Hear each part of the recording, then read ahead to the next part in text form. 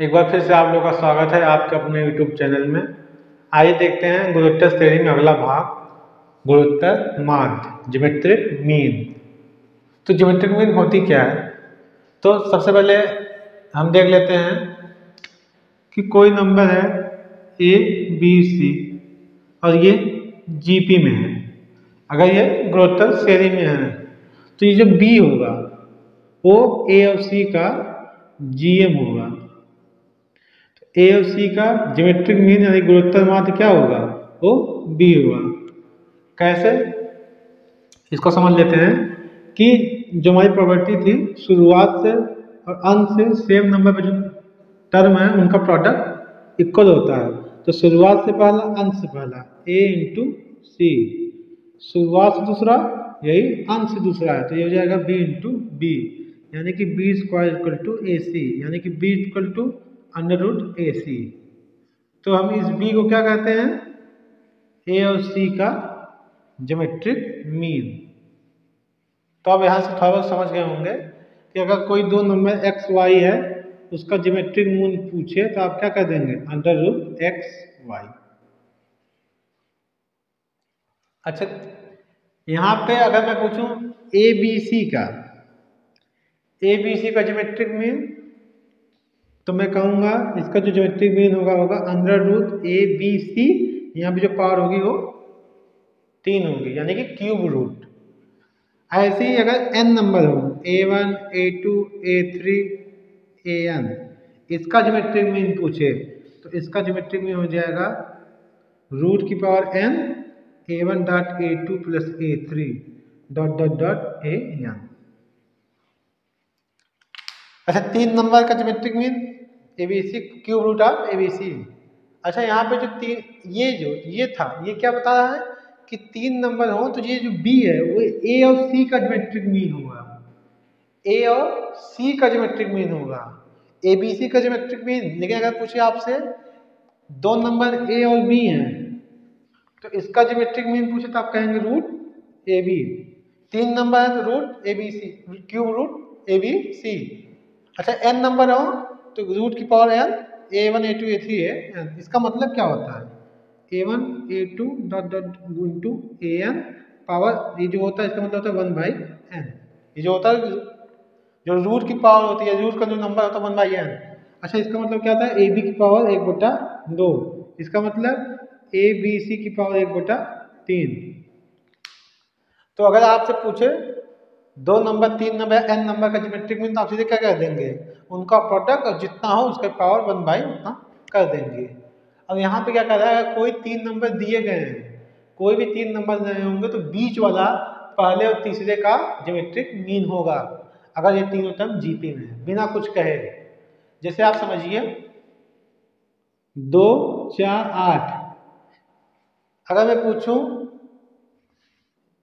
2 और 8 का geometric mean तो आप क्या कहेंगे? रूट 8 गुणे 2 यानी कि रूट 16, यानी क्या आ जाएगा? 4।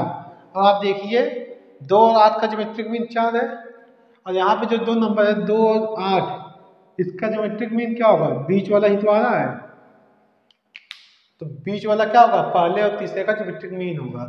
अगर हमने अलग से देखा तो 4 आया, 4 क्या है? बीच में है, यानी कि 3 नंबर जीपी में है तो बीच वाला पहले और तीसरे का ज्योमेट्रिक मीन होगा। और 2 नंबर का ज्योमेट्रिक मीन निकालना हो तो हम ये फार्मूला से निकाल लेंगे, या आप इस फार्मूला का रखिए जनरल फार्मूला, n नंबर का geometric mean A1 dot A2 dot AN की पावर 1/n होता है। ठीक है, तो ज्योमेट्रिक मीन आप समझ गए होंगे। अच्छा, जो हमारा पॉइंट टॉपिक था वो क्या था कि ए और बी के बीच एन ज्योमेट्रिक मीन को आपको इंसर्ट करना है या रखना है।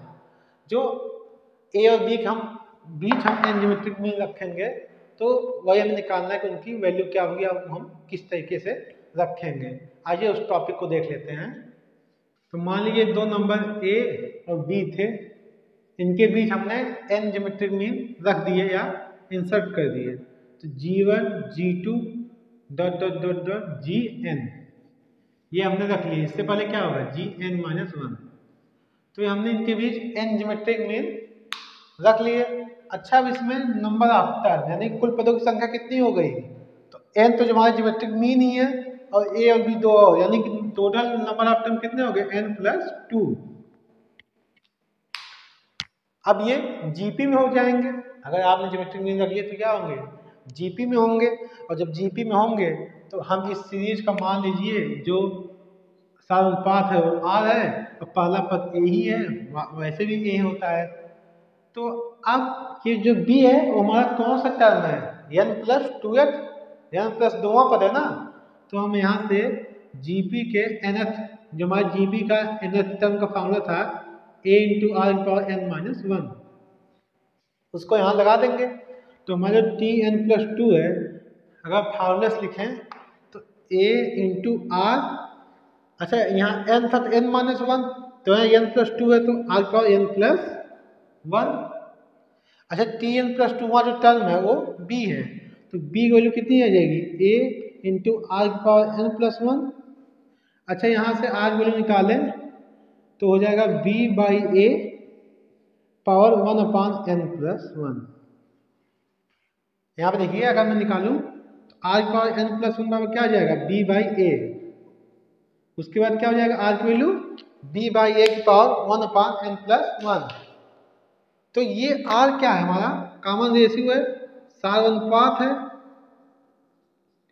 जब ये हमारे जीपी का सार अनुपात है, ये तब जीपी में हो जाएंगे, और ये r का सार अनुपात, तो हमें r मिल गया। और हमें पहला पद पता है, तो आपको पता है कि जीपी क्या प्रॉपर्टी थी, अगर पहला पद पता चल जाए और उसका सार अनुपात पता चल जाए तो हम पूरी जीपी लिख सकते थे। तो जीपी हमारी होती क्या एक्चुअल में, ए आर स्क्वायर, यही तो होती थी। तो अगर पहला पद T1 की वैल्यू ए है, T2 उसकी वैल्यू ए आर होगी। अच्छा T2 वास्तव में यहाँ पे है क्या, G1 यानी कि ज्योमेट्रिक मीन वन, यानी पहला ज्योमेट्रिक मीन G1, तो उसकी value A into R, R की वैल्यू कितनी है, b बाई एक power one upon N plus one.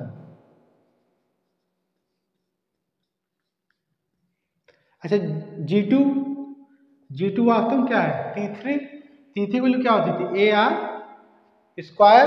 तो G2 से यहाँ क्या निकाल लेंगे, T3 हमारा एक्चुअल में कौन सा टर्म है, दूसरा ज्योमेट्रिक मीन।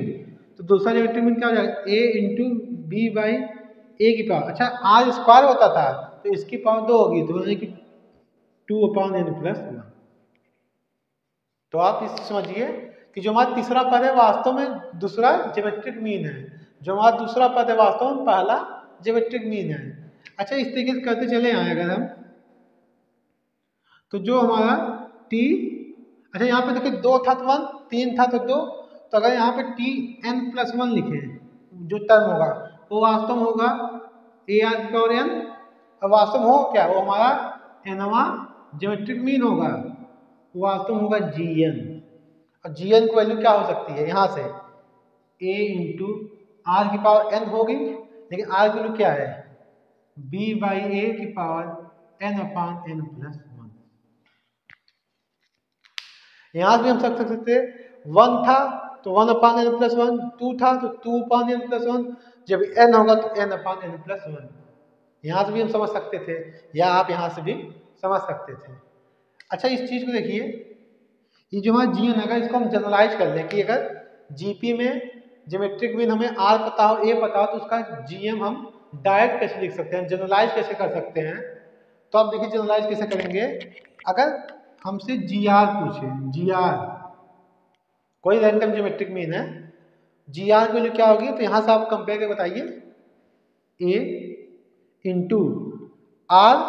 अच्छा यहाँ मैं आर नहीं मानता हूँ, आप कंफ्यूज हो जाएंगे, ये आर रैंडम नंबर है, इसको आर मत मानिए, क्योंकि आर हमने सार अनुपात माना है, हम इसको जी एम मान लेते हैं, क्योंकि हमसे हाँ यहाँ पे जी एम मान सकते हैं, स्मॉल एम भी नहीं माने क्या, जी पी मान लेते हैं, क्योंकि पी यहाँ पे कहीं यूज नहीं हुआ है, तो आप जी एम समझ लें। अगर मैं पूछूं जी पी यानी कि जी पी, जैसे जी वन होता है, जी टू होता है, जी एन होता है, ऐसे कहीं बीच में जी पी भी होगा, तो हमें जी पी एफ जो होगा वो उसकी वैल्यू क्या होगी, तो हम लिखेंगे ए, अच्छा वन था तो वन, टू था तो टू, तो एन था तो एन, तो पी है तो आर की पावर पी। अच्छा इसको लिख सकते हैं ना, ए इंटू आर की पावर एन ही तो है ये, तो यहाँ पे हम क्या लिखते हैं, जीपी जो होगा ए इंटू आर की पावर पी, रैंडम जो जहाँ पी की वैल्यू क्या होगी 1 2 3 डॉट डॉट n। अच्छा आर की वैल्यू अगर हम रख दें तो हो b बाई ए की पावर 1/n+1, उसकी पावर p है तो p/n+1। तो ये हमारा रैंडम जीपी होगा।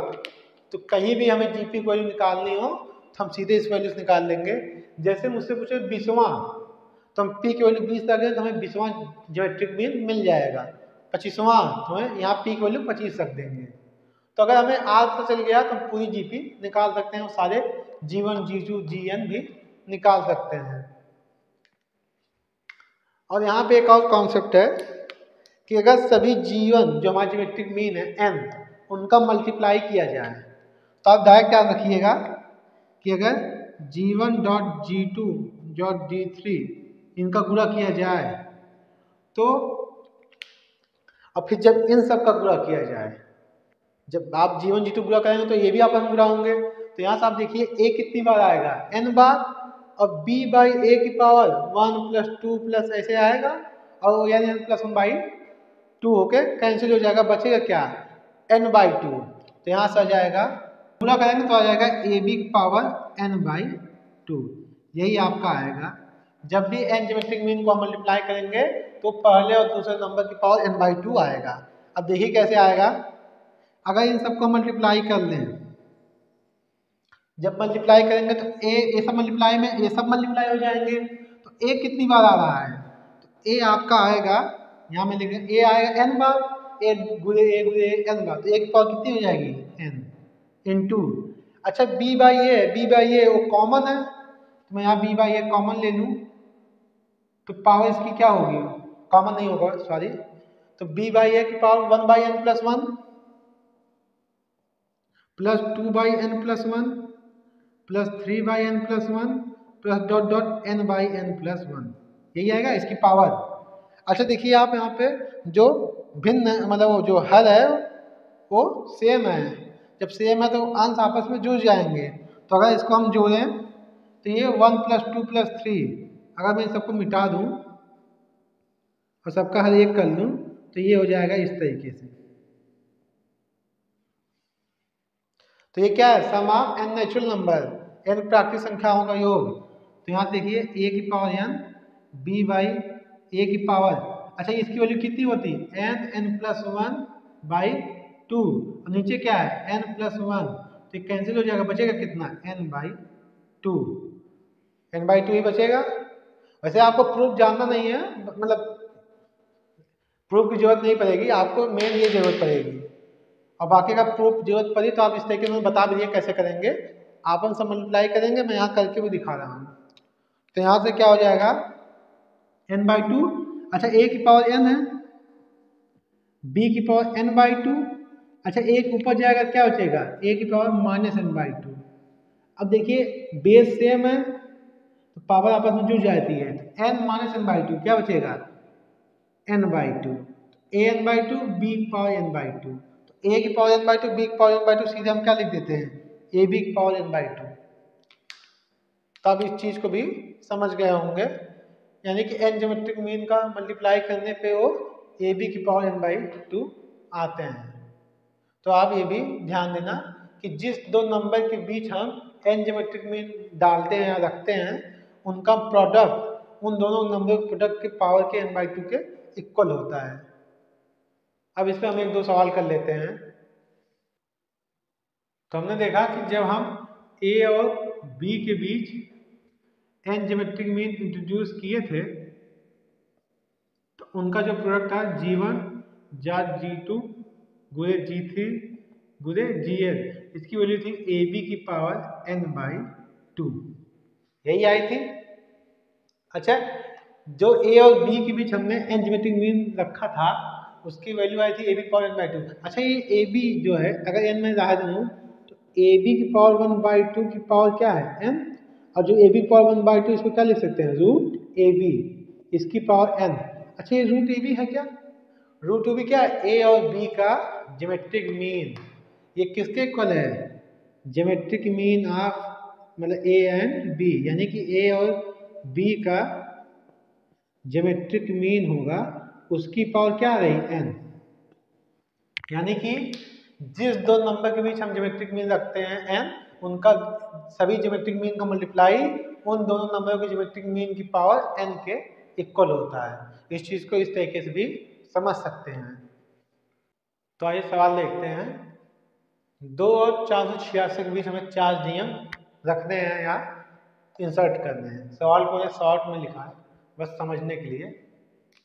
तो 2 और 486 के बीच हमें 4 ज्योमेट्रिक मीन रखने हैं, तो हमने रख दिए 486।